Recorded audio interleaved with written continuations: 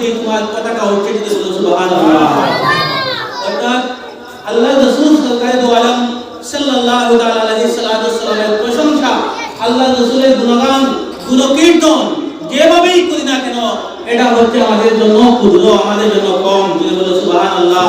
এই জন্য কবি বলছেন বাদাজ খুদা বুজুদ তোয়ে কিসসা মুখতাসার, সংক্ষেপে বলতে গেলে হে আল্লাহর হাবিব, আমি যদি সংক্ষেপে এই কথা বলি, সংক্ষেপে এই কথা বলতে চাই, আল্লাহ পরেই তোমার স্থান। যদি বলো সুবহানাল্লাহ। এই যে ওয়াজ মাহফিল, এই ওয়াজ মাহফিল যারা আয়োজন করে থাকেন এবং যারা ওয়াজ মাহফিল করে থাকেন, যারা ওয়াইজি এবং যারা শ্রোতা মণ্ডলী, সবাই আল্লাহর হাবিব সরকারে দু আলম সাল্লাল্লাহু তাআলা আলাইহি সাল্লামের নজরে কদমের মধ্যে থাকেন। সুবহানাল্লাহ বলুন। সুবহানাল্লাহ কেন বারবার বলছি? বুখারী শরীফ হাদিস তামলাউল মিজান, মিজানের পাল্লা যেটি সেটা বেশি বেশি করে সুবহানাল্লাহ পাঠ করলে কিয়ামতের দিন নামায় আমল বালি হয়ে যাবে। যদি বলো সুবহানাল্লাহ। বুঝতে পারছেন আমার কথা? আমরা এই যে দুনিয়ার মধ্যে বিচরণ করছি, এই দুনিয়ার মধ্যে বসবাস করছি, এই দুনিয়ার মধ্যে ব্যবসা বাণিজ্য করছি, চলাফেরা করছি, যাই করুন না কেন, যা কিছু আমরা করি না কেন, সব কিন্তু একদিন তার হিসাব দিতেই হবে। আমি ওয়াইজি, আমাকেও হিসাব দিতে হবে। আমার মধ্যে যদি আমল না থাকে, লিমা তাকুলুনা মা লা তাফআলুন, তোমরা এই কথা কেন বলো যে কথা তুমি করো না?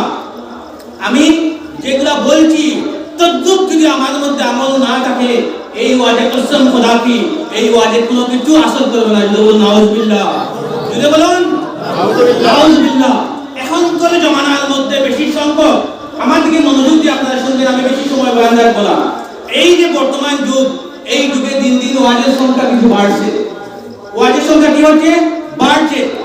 তদ্রুপ আমরা মোবাইল হাতে নেওয়ার পর আমরা যখন স্ক্রল করে ভিডিও দেখা আরম্ভ করি, কোনো সময় ওয়াজও আসে, কোনো সময় গানও আসে, কোনো সময় কমেডি ভিডিও আসে, কোনো সময় নাটকও আসে, আমরা চোখের সঙ্গে বেশি যায়। বেশি সংখ্যক আমাদের সমাজে যারা মানুষ আছেন মোবাইল ব্যবহার করেন, গান বাজনা নাটক ইত্যাদি দেখে থাকেন, ঠিক কিনা কি আপনারা বলুন? এবং হাসি তামসা ইত্যাদি আমাদের মুসলিম সমাজ বেশি পছন্দ করে থাকে। বলুন আলহামদুলিল্লাহ। আল্লাহ রাসূল সরকারে দু আলম সাল্লাল্লাহু তাআলা আলাইহি সাল্লাম বলেছেন আখিরি জামানার মধ্যে গান বাজনা বেশি বেড়ে যাবে, সব দিকে দেখবেন নাটক, হাসি তামসা ফুর্তি ইত্যাদি বেড়ে যাবে।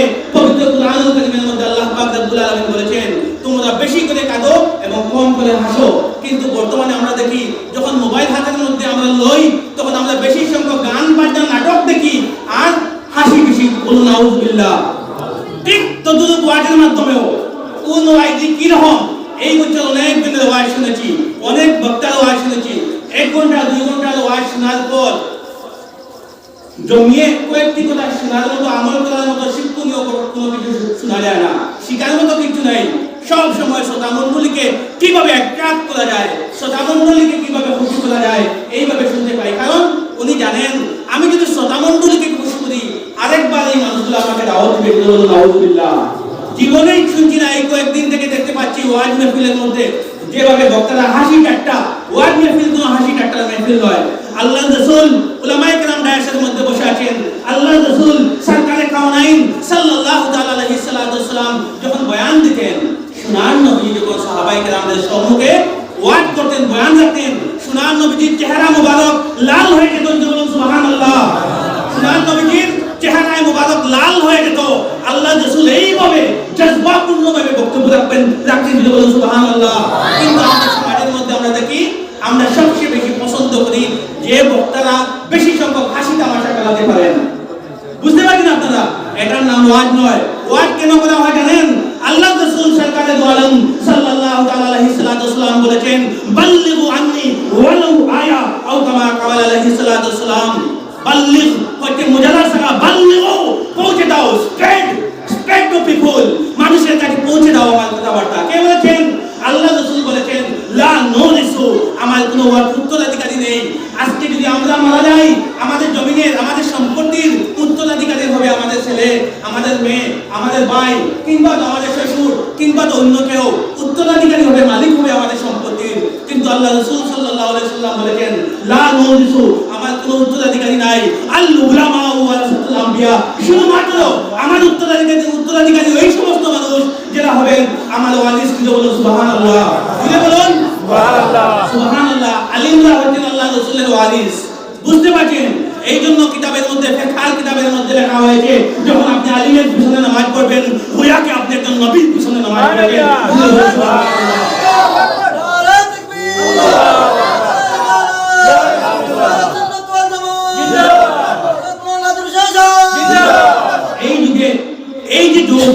এই যে যুগের মধ্যে আমরা বসবাস করছি, এই যে যুগের মধ্যে আমরা বিচরণ করছি, আমরা এখানের মধ্যে যারাও আছি সবাই আমরা মারা যাব। কুল্লু নাফসিন যায়কাতুল মাউত, প্রত্যেক এভরিবডি শ্যাল টেস্ট ডেথ। প্রত্যেক বডি, প্রত্যেক প্রাণী সবাইকে একদিন মরতে হবে। অপ্রিয় সত্য, মরতেই হবে সবাইকে। কেউ আমরা এই দুনিয়ার মধ্যে থাকবো না, একদিন অবশ্যই চলে যাব। আমরা বাজারে যাওয়ার পর কোন জিনিসের দাম বেশি, কোন জিনিসের দাম কম, আমরা বাজারে দৌড়াদৌড়ি করি কি করি না? যদি বলুন, বার্গেনিং করি। কোন জিনিসের দাম বেশি, কোন জিনিসের দাম কম, কোনটি কোয়ালিটি সম্পূর্ণ জিনিস, আমরা কিন্তু দৌড়াদৌড়ি করি। কিন্তু আমরা আমল কিভাবে করব? কোন জায়গায় বসলে সওয়াব বেশি হবে, কোন জায়গায় গেলে গুনাহ হবে, কোন কথা শুনলে লাভ হবে, কোন কথা শুনলে গুনাহ হবে, এই কথা কিন্তু আমরা বুঝতে পারি না। কেন বুঝতে পারি না? মিশকাত শরীফের মধ্যে আল্লাহ রাসূল সাল্লাল্লাহু আলাইহি ওয়াসাল্লাম কিতাবুল ফিতনের মধ্যে একটি অধ্যায় লিখেছেন। কিতাবুল ফিতন, ফিতনা সম্পর্কে এখানের মধ্যে স্পষ্টভাবে লিখিত হয়েছে, কাজ সাউদা, তিলের মতো একটি দাগ মানুষের অন্তরের মধ্যে পড়ে যায়। কোন সময় পড়ে যায়? গুনাহ করতে করতে, চুগলখড়ি করতে করতে, চাউটামি করতে করতে মানুষের অন্তর যখন কালো হয়ে যায়, তখন এই মানুষ সত্য এবং মিথ্যা, ভালো এবং খারাপের কমিট পার্থক্য বুঝতে পারে না। ঠিক কিনা কি আপনারা বলুন? যদি বলুন ঠিক তদ্রূপ এখনকার যুগে কোন আলিম ভালো, কোন আলিম খারাপ, আমরা এটা কিন্তু পার্থক্য বুঝি না। সবাইকে আলিম হিসাবে আমরা সম্মান করি, আলহামদুলিল্লাহ, এটা ভালো কথা। কিন্তু জানা রাখবেন, একজন আলিমের মাধ্যমে যখন দেখবেন একটা সমাজ উন্নত হচ্ছে, একজন আলিমের মাধ্যমে, একজন আলিমের বয়ানের মাধ্যমে যখন দেখবেন সমাজ উন্নত হচ্ছে, একজন আলিমের মাধ্যমে একটি কম উন্নতি হবে, ওই আলিমের কাছে আপনারা যাবেন, যে এখানের মধ্যে কুরআন এবং হাদিসের আলোচনা শুনবেন। প্রয়োজন হয় যদি ওনার কাছে বয়কট গ্রহণ করবেন। বয়কট হওয়া ফরজ কিচ্ছু নয়, বুঝতে পারছেন? ফরজ ওয়াজিব কিচ্ছু নয়। যদি মন চায় প্রকৃত উলামায়ে কেরামের পাশে যাবেন, ওনার সঙ্গে কথাবার্তা করবেন, ওনার কাছে বয়কট হবেন, বয়কট হয়ে আখিরাতকে উজ্জ্বল করবেন। কিন্তু এটা ফরজ কিচ্ছু নয়। বয়কট হওয়া একদম হতেই হবে, এরকম কোনো কথা নয়। আমি কেন বলছি? এই যে যুগ, কিছু সংখ্যক নামধারী উলামায়ে কেরাম রয়েছেন। হুজাইর আলী আহমেদ নাম শুনেছেন আপনারা? তার ওয়াজ শুনলে হাত কয় প্রকার বুঝা যায়। কোন সময় আয়াত ভুল হয়ে যায়, নাউযুবিল্লাহ, যদি বলুন, নাউযুবিল্লাহ। এরা হচ্ছে উলামায়ে সু, এরা দাজ্জালের অন্তর্ভুক্ত। দাজ্জাল কাকে বলে জানেন? দাজ্জাল মানে যে ধোঁকা দেয়, ধোঁকাবাজকে দাজ্জাল বলা হয়। এই সমস্ত উলামায়ে কেরাম পবিত্র ওয়াজের মাহফিলকে হাসি ঠাট্টার মজলিস বানিয়ে ফেলেছে। যদি বলুন নাউযুবিল্লাহ। প্রকৃত মুমিন সব সময় তার অন্তরের মধ্যে একটা চাহিদা থাকে, ইচ্ছা থাকে, আমি দ্বীনি কথাবার্তা শুনবো, দ্বীনি কথাবার্তা আমি শিখবো, আমি জানবো। দুই শ্রেণীর মানুষ যাদের অন্তর কোনো সময় পরিপূর্ণ হয় না। এক শ্রেণীর মানুষ যারা সব সময় ঈমানি কথাবার্তা শুনতে চায়। বলুন সুবহানাল্লাহ। আপনাদের দেখে খুব ভালো লেগেছে, কারণ এই বছর অনেক প্রোগ্রামে গিয়েছি এবং ইচ্ছা করে অনেক প্রোগ্রাম মিস করেছি। ইচ্ছা করে অনেক প্রোগ্রাম মিস করেছি, যাইনি। অনেক প্রোগ্রামও গিয়েছি কিন্তু বক্তব্য রাখিনি। কিন্তু আপনাদের অবস্থা দেখে খুব ভালো লাগছে, মনোযোগ সহকারে আপনারা বক্তব্য শুনছেন। আল্লাহ পাক রব্বুল আলামিন আপনাদের শোনাকে কবুল করুন। সবাই বলুন আল্লাহুম্মা আমিন। দেখুন, এই দিন আর ফিরে কাল আসবে না। আজকে যে দিন চলে যাবে, কালকে কিন্তু এই দিন আসবে না। অর্থাৎ দৈনন্দিন জীবনের মধ্যে আমরা মৃত্যুর দিকে আমরা যাচ্ছি। প্রতিদিন একদিন আমরা মৃত্যুর পাশে আমরা যাচ্ছি।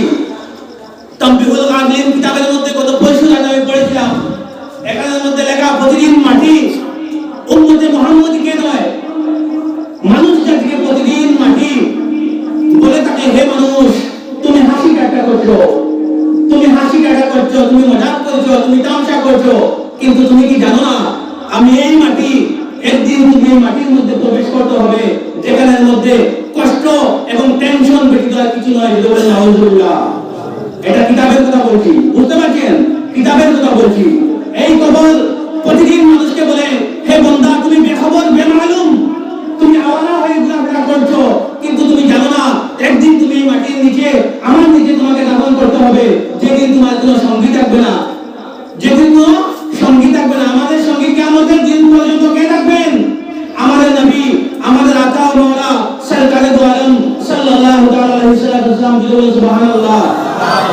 রাসূলের সঙ্গে মধ্যে শুধু মহব্বতটা আসে বললে হবে না। শায়ের বলছেন তাওসিলা ওয়া আনতা তুযহারু হুব্বাহু ইন্নাল মুহিব্বা লিমান ইউহিব্বু কানা মুতিয়্যু। ইবনে আদম মানব জাতিকে বলছেন, মানব জাতি মুখ দিয়ে বলে আমি আল্লাহকে ভালোবাসি, মুখ দিয়ে বলে আমি আল্লাহকে ভালো পাই, কিন্তু অন্তর দিয়ে আবার আল্লাহকে ভালো পায় না। কেন ভালো পায় না? ইন্নাল মুহিব্বা লিমান ইউহিব্বু কানা মুতিয়্যু। আমি যখন কোনো মানুষকে ভালো পাবো, কোনো মানুষকে যখন ভালোবাসবো, এই মানুষকে আমি অনুসরণ করবো। ঠিক কিনা কি আপনারা বলুন? আপনি যদি আমাকে ভালো পান, আমার কথাও ভালো লাগবে। আমাকে যদি ভালো না পান আপনি, আমার কথা ভালো লাগবে না। ঠিক কিনা কি আপনারা বলুন? ঠিক তো। আমরা দাবি করি আল্লাহকে ভালোবাসি, আল্লাহর রাসূলকে ভালোবাসি, কিন্তু আমলের মধ্যে অত্যন্ত দুর্বল আমরা। এই বছর যেভাবে ওয়াজিদ মাহফিল চলছে, প্রতিজন উলামায়ে কেরাম যদি ইউনিটি বেঁধে যদি সবাই যদি মানুষকে ইসলাহি মাহফিলের মতো যদি বয়ান করতেন, ইনশাআল্লাহ আমাদের সমাজ পরিবর্তন হয়ে যেত। কিন্তু আমরা দেখতে পাই ওয়াজ শুনে মানুষের কোনো আসর হচ্ছে না। কেন হচ্ছে না? প্রথমে বলেছি কাসাউদা তিলের মতো দাগ যখন অন্তরের মধ্যে পড়ে যায়, তখন মানুষ পীর সাহেবকে গালি দিবে, আলিম সাহেবকে গালি দিবে, মসজিদের ইমাম সাহেবকে গালি দিবে, মাদ্রাসার মুআল্লিম মুদাদ্দিসদেরকে গালি দিবে। কখন গালি দিবে? আমাদের সমাজের মধ্যে অনেক মানুষ আছেন না, আলিম উলামাদেরকে গালি দেন, আপনারা কোনো আসেন না এরকম মানুষ। তখন বুঝবেন এই মানুষের মধ্যে কি হয়েছে, অন্তরের মধ্যে দাগ পড়েছে। বুঝতে পারছেন? তখন বুঝবেন এই মানুষের অন্তর কি হয়েছে, অন্তর মুর্দা হয়ে গেছে। যখন মানুষের অন্তর মুর্দা হয়ে যায়, অন্তর যখন মুর্দা হয়ে যায়, তখন হক না হক, হারাম হালাল, শুদ্ধ অশুদ্ধ, রাইট রং, ট্রু ফলস কিন্তু বুঝার সামর্থ্য তার মধ্যে থাকে না। আমাদের অন্তর মুর্দা হয়ে গেছে, আমাদের অন্তর মুর্দা হয়ে গেছে। জাকাতের টাকা আনিয়া পকেটে আনিয়া সাহেব খাচ্ছেন, এতিমের হক সাহেব জাকাতের টাকা খাচ্ছেন। অন্তর শুদ্ধ হবে না, অন্তর মধ্যে যাবে। আপনারা বলুন, জুড়ে বলুন। সাহেব কেন হয় ওয়াজের মধ্যে সাহেব 1.5 ঘন্টা 2 ঘন্টা কিস্সা কাহিনী বলে খতম করে দিচ্ছেন, এই ওয়াজে সমাজের মধ্যে আসর করবে? আপনারা বলুন, কখনো আসর করবে না।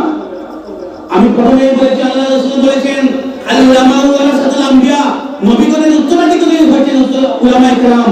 কিন্তু আজকে আমরা একজন আলিম হয়ে যদি আমার দায়িত্ব আমি ভুলে যাই, আমার দায়িত্ব যদি আমি ভুলে যাই, শুধু ওয়াজ করা উলামায়ে কেরামের দায়িত্ব নয়। উলামায়ে কেরামের দায়িত্ব শুধু ওয়াজ করা নয়। আমাদের দুঃখ লাগে ওয়াজের সিজন আসার পর অনেক মাওলানা সাহেবদেরকে সাহেবের আবির্ভাব হয়, কিন্তু যখন অন্যান্য কোনো ব্যাপার হয়, ধর্ম নিয়ে যখন কোনো সমস্যা সৃষ্টি হয়, সমাজ নিয়ে হোক, কম নিয়ে হোক, কোনো সাহেবদেরকে পাওয়া যায় না, হাতে গোনা কয়েকজন করে। উলামায়ে কেরামের দায়িত্ব শুধু ওয়াজ করা নয়। আল্লাহর রাসূল সরকারে দু আলম সাল্লাল্লাহু তাআলা আলাইহি সাল্লাম শুধু নবী ছিলেন এমন নয়। ওয়া মা আরসালনাকা ইল্লা রাহমাতাল লিল আলামিন, আমি আপনাকে হে রাসূল এই বিশ্বের জন্য রহমত বানিয়ে পেটেছি। আল্লাহর রাসূল কোন মানুষ সমস্যার মধ্যে যদি পড়তেন, আল্লাহর রাসূল সেই সমস্যা সমাধানের মধ্যে আল্লাহর রাসূল যেতেন। বলুন সুবহানাল্লাহ। হযরত মা আমাদের আমাদের মা হযরত আয়েশা সিদ্দিকা রাদিয়াল্লাহু তাআলা আনহাকে প্রশ্ন করা হয়েছিল আল্লাহর রাসূলের চরিত্র কিরকম। হযরত আয়েশা সিদ্দিকা রাদিয়াল্লাহু তাআলা আনহা বলেছেন আল্লাহর রাসূলের চরিত্র হচ্ছে সম্পূর্ণ কুরআনুল কারীম। বলুন সুবহানাল্লাহ। সম্পূর্ণ কুরআনুল কারীম আল্লাহর রাসূলের ছিল চরিত্র।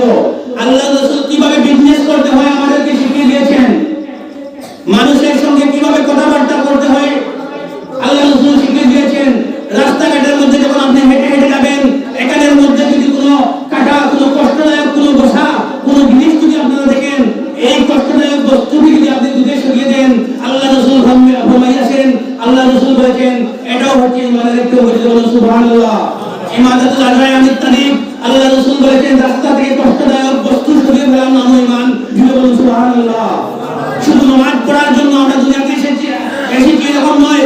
আল্লাহ সুবহানাহু ওয়া তাআলা পবিত্র কুরআনুল কারীমের মধ্যে বলেছেন ওয়া মা খালাকতুল জিন্না ওয়াল ইনসা ইল্লা লিয়াবুদুন, আমি জিন এবং মানব জাতিকে শুধুমাত্র আমার ইবাদত করার জন্য বানিয়েছি। বলুন সুবহানাল্লাহ। আল্লাহ বলেন আমি জিন্নাত এবং ইনসান জাতিকে শুধুমাত্র আমার ইবাদত করার জন্য বানিয়েছি। তো আমরা বাজারের মধ্যে যাচ্ছি, আল্লাহ বলেছেন শুধু ইবাদত করার জন্য। আমরা যে বাজারের মধ্যে যাচ্ছি এটা কি ইবাদত? আপনারা বলুন। আমার ভাই না বলছেন এটাও ইবাদত। আল্লাহ রাসূল যখন বাজারের মধ্যে যেতেন তখন কাফিররা কটাক্ষ করে বলতো এই যদি বলেন নাউজুবিল্লাহ। আল্লাহ রাসূল জিহাদের ময়দানে গিয়ে আমাদেরকে শিক্ষা দিয়েছেন যে ধর্মের জন্য কোন সময় সংগ্রাম করতে, এটাও শিক্ষা দিয়েছেন। আল্লাহ রাসূল সরকারে দু আলম সাল্লাল্লাহু তাআলা আলাইহি সাল্লাম হযরত সাইয়্যিদিনা হাসান এবং হুসাইন রাদিয়াল্লাহু তাআলা আনহুকে কুলের মধ্যে নিয়ে হাঁটাহাঁটি করেছেন, মানে কিভাবে নিজের নাতিদেরকে আপনি কুলে নেবেন, নানা ভাবে দেখেছেন, বলুন সুবহানাল্লাহ। আল্লাহ রাসূল নানাও নিয়ে দেখেছেন, আল্লাহ রাসূল বাজার করেও দেখেছেন, আল্লাহ রাসূল অভিভাবক হয়েও আল্লাহ রাসূল আমাদেরকে দেখিয়ে দিয়েছেন। অর্থাৎ আমরা মুসলমান, আমরা যে কোনো যখন ইবাদত সহি নিয়তে যখন আমরা করব, এই নিয়ত করার জন্য প্রত্যেকটি কাজ ইবাদত হয়ে যায়, বলুন সুবহানাল্লাহ। আল্লাহ রাসূল বলেছেন ইস্তানজিবু মিনাল বাউল ফাইন্না আম্মাত আজাবাল কাবর মিনহু, তোমরা যখন প্রস্রাব করবে খেয়াল করবে প্রস্রাবের টিকা যেন গায়ে না লাগে, প্রস্রাবের টিকা যেন গায়ে না লাগে। আল্লাহ রাসূল বলেছেন তোমরা কি করো, প্রস্রাবের টিকা থেকে সতর্কতা অবলম্বন করে চলো। ফাইন্না আম্মাত আজাবাল কাবর মিনহু, কেননা কবরের সবচেয়ে বেশি ভয়াবহ আযাব হয় প্রস্রাবের টিকা থেকে, বলুন নাউজুবিল্লাহ। বুঝতে বলুন নাউজুবিল্লাহ। বুঝতে পারছেন আমার কথা? আপনি শুধু ওয়াজ শুনলে হবে না, আপনার ছেলেমেয়েরা আছেন ওদেরকে ওয়াজ থেকে যা শুনবেন ওদেরকে কি আপনারা বুঝাবেন। প্রস্রাব করে কি করবেন, জল ব্যবহার করবেন, ডেলা ব্যবহার করবেন, টিস্যু ব্যবহার করবেন। আত-তাহুরু নিসফুল ঈমান, হাদিস শরীফের মধ্যে বলা হয়েছে পবিত্রতাই অর্ধেক ঈমান, বলুন সুবহানাল্লাহ। জুড়ে বলুন সুবহানাল্লাহ। ঈমানের অর্ধেক হচ্ছে পবিত্রতা। অন্যান্য ধর্মে পবিত্রতার কোনো ইম্পর্টেন্স নেই, কিন্তু আমাদের ধর্মে নামাজ পড়তে হলে কি করতে হবে, কাপড় পাক হতে হবে, শরীর পাক হতে হবে, জায়গা পাক হতে হবে, তারপর ওযু করতে হবে, বলুন সুবহানাল্লাহ। আমাদের ধর্মই পবিত্র, আমাদের ইবাদত পবিত্র, এবং আমরা পবিত্র হয়ে চলার শিক্ষা দিয়েছেন সরকারে দু আলম রাসূলুল্লাহ সাল্লাল্লাহু আলাইহি ওয়াসাল্লাম। আপনার শরীর যখন পবিত্র থাকবে, পাক থাকবে, সাফ থাকবে, তখন রহমতের ফেরেশতা আপনার পাশে আসবেন, বলুন সুবহানাল্লাহ। এবং শরীর যখন নাপাক থাকবে, রহমতের ফেরেশতা আপনার পাশে কখনো আসবেন না।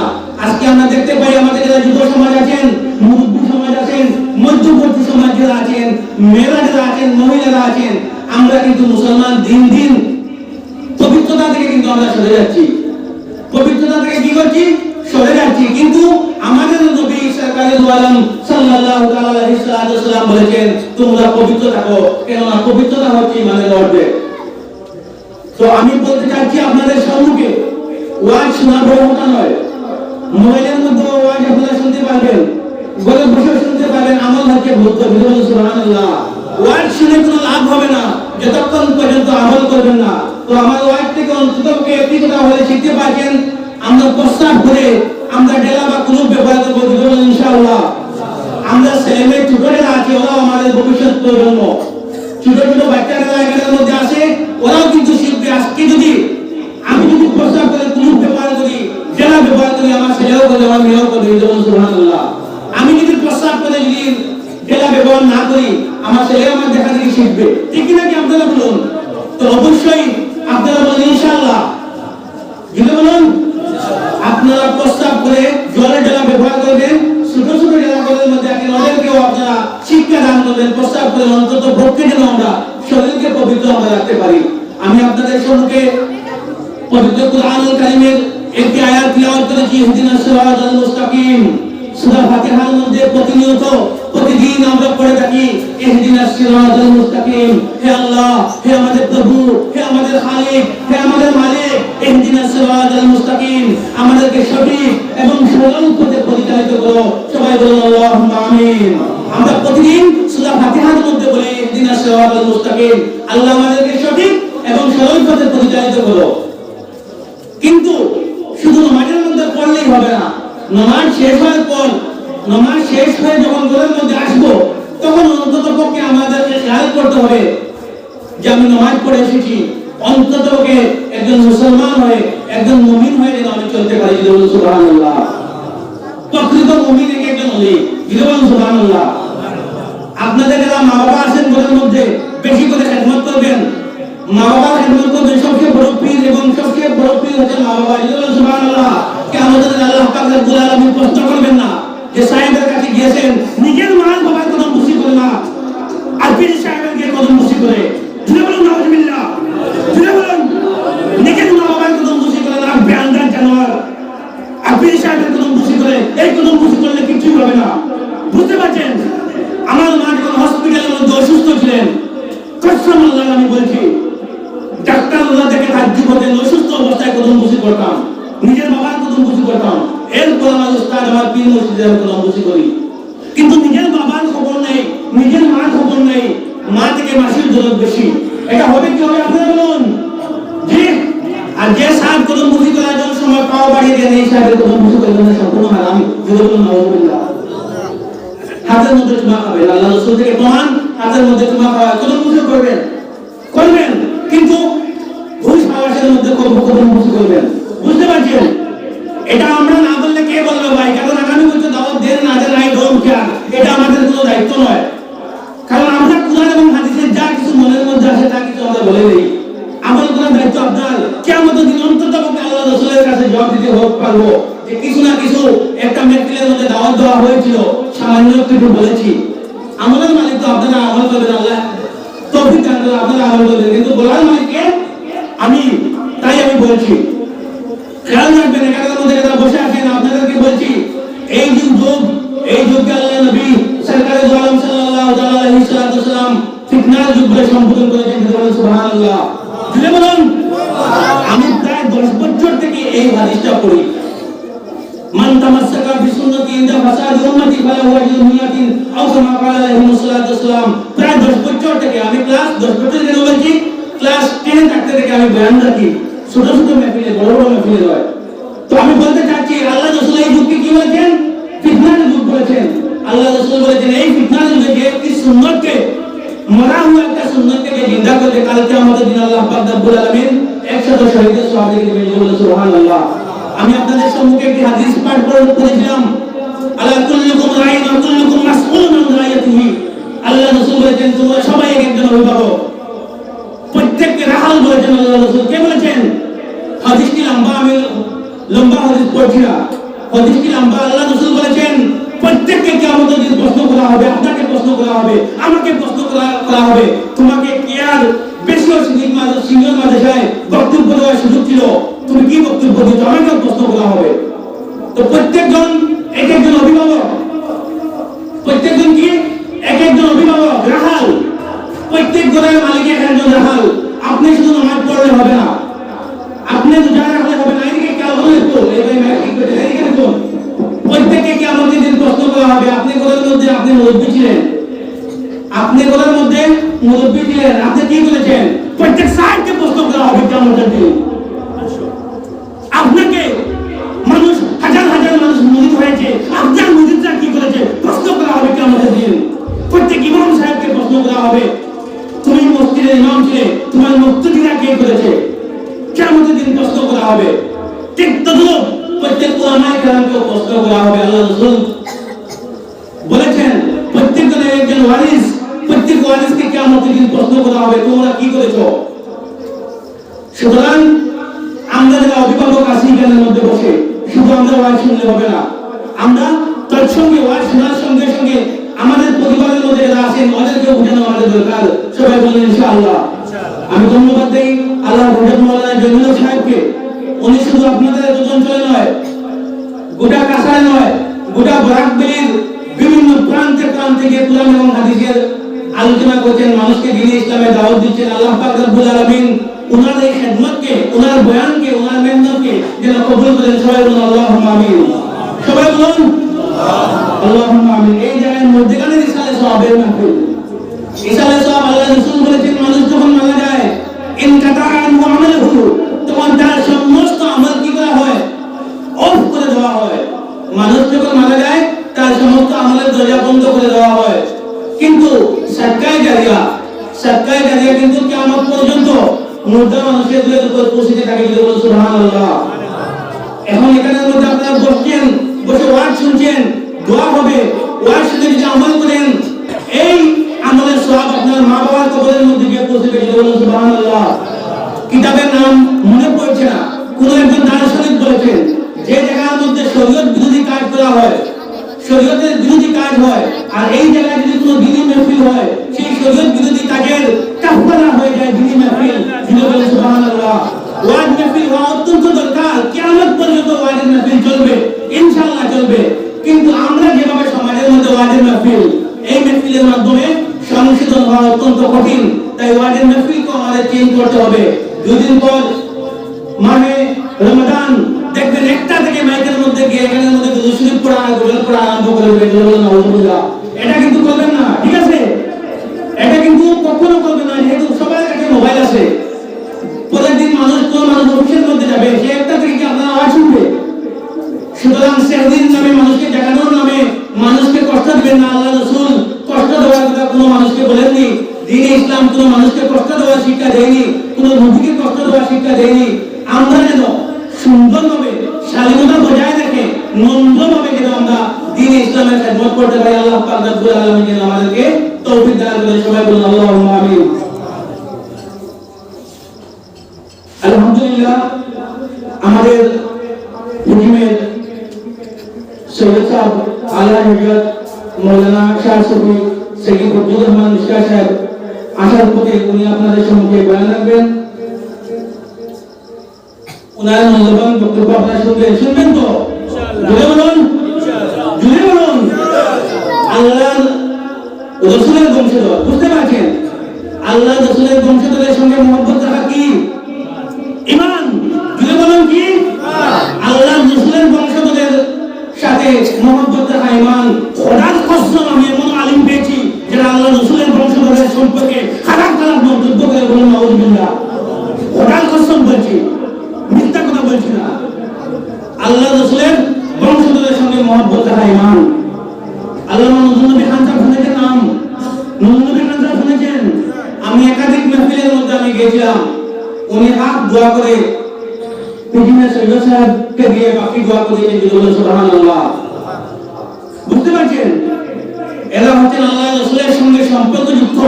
ওনাদের সঙ্গে আমাদের মহব্বত রাখা, সম্পর্ক রাখা, তাল্লুক রাখা অত্যন্ত দরকার আমাদের। কারণ ওনাদের কানেকশন হচ্ছে মদিনা তৈয়বার সাথে, বলুন সুবহানাল্লাহ। কিয়ামতের দিন অন্ততপক্ষে আমরা বলতে পারবো, হে আল্লাহ, আমরা কিন্তু এমন আমল করতে পারিনি, এমন আমলও ছিল না, এমন ইলমও ছিল না, কিন্তু তোমার হাবিবের খানদানের সঙ্গে আমরা মহব্বত রেখেছি, বলুন সুবহানাল্লাহ। তো আল্লাহ রাসূলের খানদানের সম্মান করবেন, ওনাদের সঙ্গে মহব্বত রাখবেন, ওনাদের সঙ্গে মায়া মমতা রাখবেন। আল্লাহ পাক রব্বুল আলামিন যেন আওলাদে রাসূলের প্রতি সম্মান মহব্বত আমাদের অন্তরে পরিপূর্ণ করে দেন, বলুন আল্লাহুম্মা আমিন। আমি আমার বক্তব্য দীর্ঘায়িত করছি না, যা কিছু বলছি যদি কথার মধ্যে ভুল হয় ক্ষমা করবেন। আল্লাহ পাক রব্বুল আলামিন আমরা সবাইকে যেন আমল করার তৌফিক দান করেন। সবাই বলুন আল্লাহুম্মা আমিন। এই বলে আমি আমার সংক্ষিপ্ত বয়ান এখানে শেষ করলাম। আসসালামু আলাইকুম ওয়া রাহমাতুল্লাহি ওয়া বারাকাতুহু।